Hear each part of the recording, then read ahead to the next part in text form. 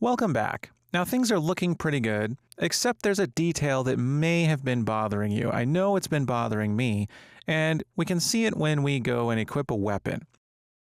If we look at Echo's legs, they're kind of too close together. Kind of makes her look bow-legged.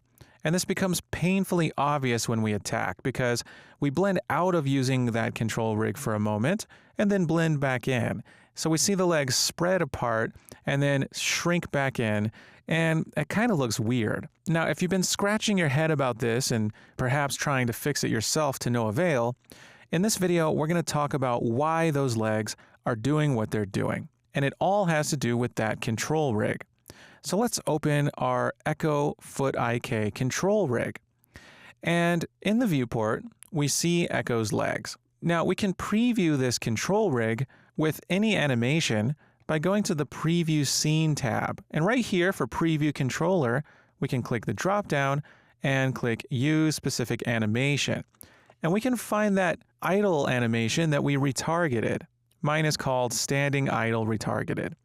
And we see here in the viewport our control rig acting on this particular pose. And there those legs are. They're too close together. What's going on here? Well, the answer has to do with our IK bones. If we search the hierarchy for IK and choose IK foot L, for example, that's where the bone is. In fact, we can take our forward solve and hold Alt and disconnect it, and we see that now that these nodes here are no longer acting on the skeleton, there's that IK foot bone. It's still right there. It's not actually following that foot. And we can look at IK foot R, and it's right there too. They're too close. So the way to fix this is we can take the transform of our foot bone and use that location to set the location of the IK bone before we go and do all this other stuff.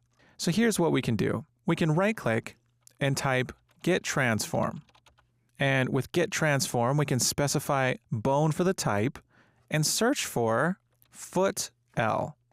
So this is our actual foot bone. And then we can right-click and type Set Translation and get a Set Translation node, leaving the type at bone, but this time searching for the IK foot L bone. So we can use this Set Translation bone node and get the translation from our foot L bone. So if we expand the transform and hook that translation up to the translation input for Set Translation bone, then if we hook this up to forward solve, now we see that the IK foot L bone reaches out to the actual foot L bone.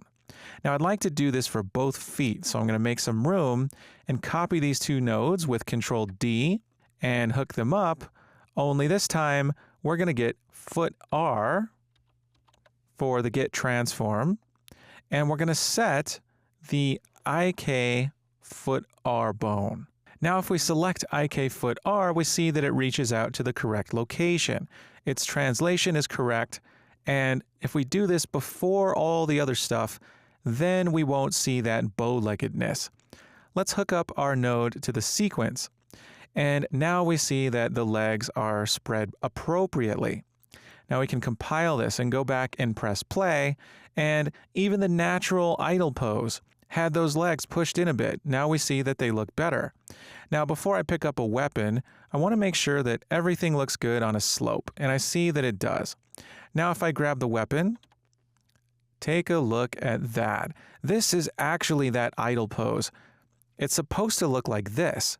Because she's holding a weapon, her legs are spread in a sort of fighting stance.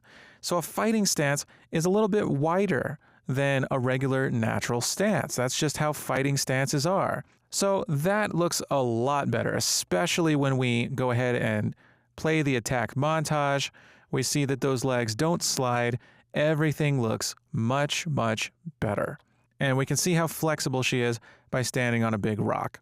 And it's up to you if you want to be able to stand on rocks that big. You can change the line trace. I think I just might because she shouldn't be able to put her leg up that high. So what we can do is go back to our foot trace function, and we see that we're tracing from 50 units up to 100 units down. We can instead trace to 50 units down, and now we shouldn't be able to step on things that are too high. The rock is okay, but let's see if we can do it. We can't do it on the table.